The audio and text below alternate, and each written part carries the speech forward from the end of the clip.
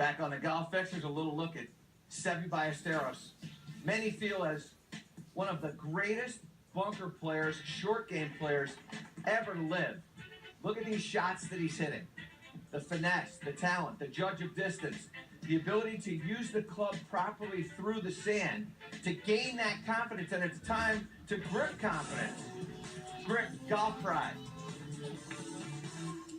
So Seve talked about when he was hitting bunker shots, his explanation was, well, two things. One, he said it's like a knife going through butter. And then he said that in all of short game, that the right hand, the trail hand, was key. So important, in fact, that he wished he'd had two. Now, what did he mean by all that stuff? Well, you know what? We're going to show you what he's talking about with a little butter and a knife. All right, now here's how this works. Understanding the knife is just understanding that this is like a blade going through this sort of mushy material. Not dissimilar to what I'm going to show you when we get this sand and this sand wedge going through there. But what happens is that your ability to understand what you're doing with this knife and how this knife is going through this butter is going to get you to understand what you're doing when you're in the sand there. Why wouldn't we listen to the maestro? So, here's the way this works. First, do not let the butter get cold. It has to be warm. Second, you're going to hold it like you're eating an ice cream sandwich. Now, when we go through here, what happens is that as this starts to go this way, when we're going, if you let this knife turn down, it makes it extremely difficult to get into that. And you can see as we start to go through, look at the amount of butter that I've all of a sudden cut out of that. Now, let's do this in a different way now. Now what I'm going to do is I'm going to take this butter and I'm going to go through it, but I'm going to alter the way the knife blade goes through. And as I go through this, and then I twist this blade up, now all of a sudden as this starts to exit, look at how much less butter I have on the blade. And so what happens to us is, by the way, when you make a mess, don't worry about that. You can eat the butter too. It's not going to, well, anyway. So here's what happens.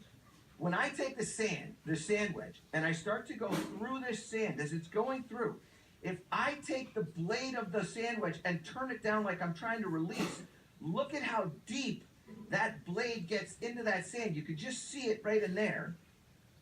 And then look at this mass. Come on up here, Anthony. Look at the mass and the depth of how that club now is carrying all that sand.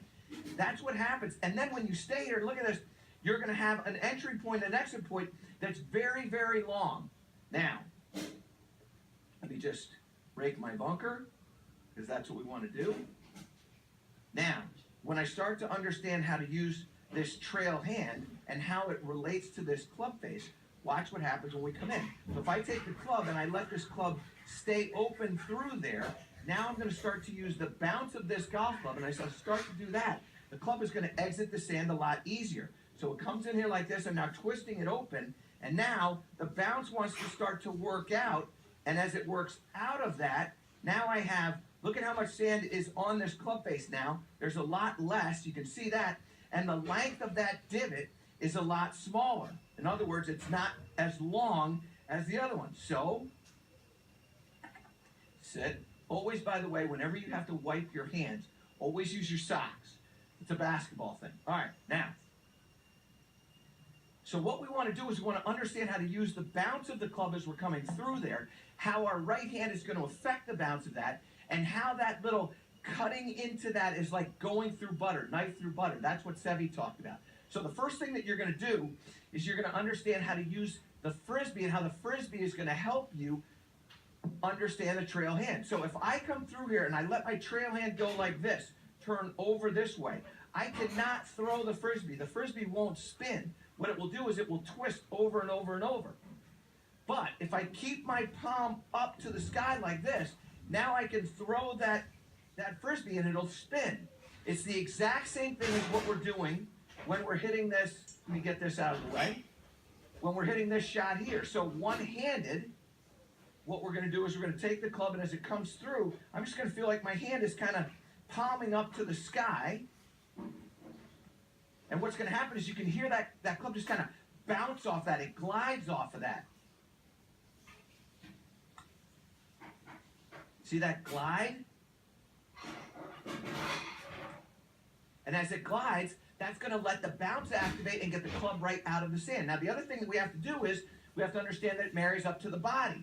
So as we come through and we're using that hand, I want to feel like my body is continuing to rotate. That's going to take pressure off of that forearm to turn over. So all you're going to do is get an alignment rod, and as you come through, you're just going to keep that alignment rod outside of the body, and the chest is really working here. So it's a marriage of letting your chest work and letting your trail hand kind of feel like it's wide open as it comes through that shot, just like that.